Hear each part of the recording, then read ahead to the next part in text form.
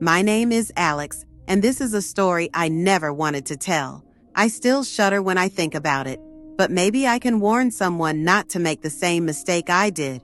I was a journalist specializing in urban legends. One day, I stumbled upon a chilling tale about a house on the outskirts of my city. They called it the House of the Silent Scream. People believed that something lived inside, something that never left the walls but was always watching.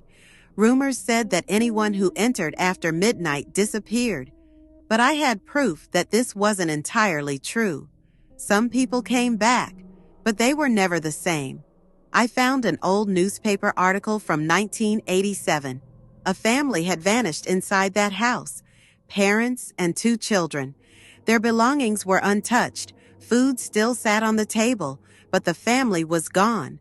No clues, no blood, just gone. The only thing the police found were scratches on the walls of the children's room.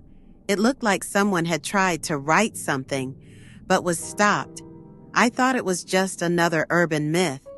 But then an elderly woman, Mrs. Holden, contacted me. She claimed to know the truth. I visited her the next day.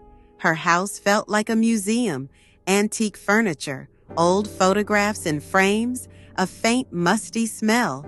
She didn't even greet me before speaking. Don't go there. Why not? Because she is still there. Mrs. Holden told me she had once been a nanny for the missing children. She only worked for the family for a few months.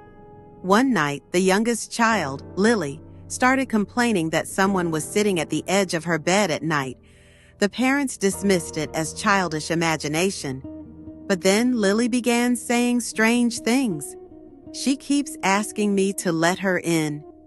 The parents grew worried. They installed cameras in the house, but something was wrong. Every morning, the recordings were gone. That last night I was there, Mrs. Holden whispered. They screamed. I heard their screams, but when I ran out of my room, the house was silent. Just silence. That awful, suffocating silence. She stared at me. You won't believe me, will you? I said nothing. You're going to that house anyway. I didn't deny it. She sighed and said one last thing. No matter what happens, do not enter that room. I left, unsure whether to believe her or not. But it didn't matter. I was already determined to go. At midnight, I stood before the house. Its windows were boarded up, but the door was slightly open. I stepped inside. The air was damp, filled with the scent of decay. Dusty mirrors lined the walls, reflecting the beam of my flashlight.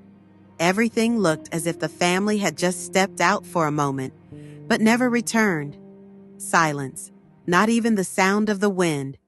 My footsteps echoed as I explored the living room, the kitchen. Everything was just as it had been in the old newspaper photos. Then I saw the door, the children's room. Something felt wrong. A shiver ran down my spine. I remembered Mrs. Holden's warning. Do not enter that room. But I was a journalist. I needed to know the truth. I pushed the door open. The room was nearly empty. Just a small bed and a mirror facing it.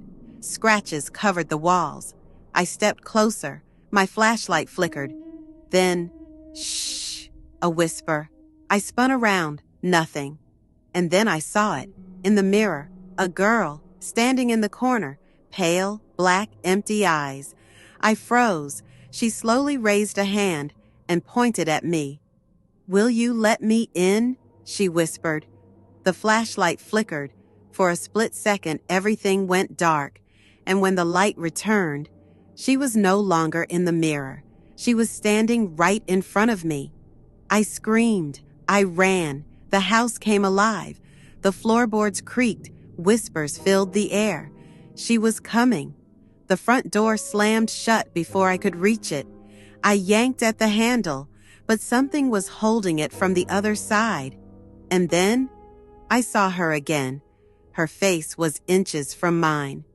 You let me in, she whispered. Darkness swallowed me. I woke up outside. Dawn was breaking. The house stood silent, abandoned.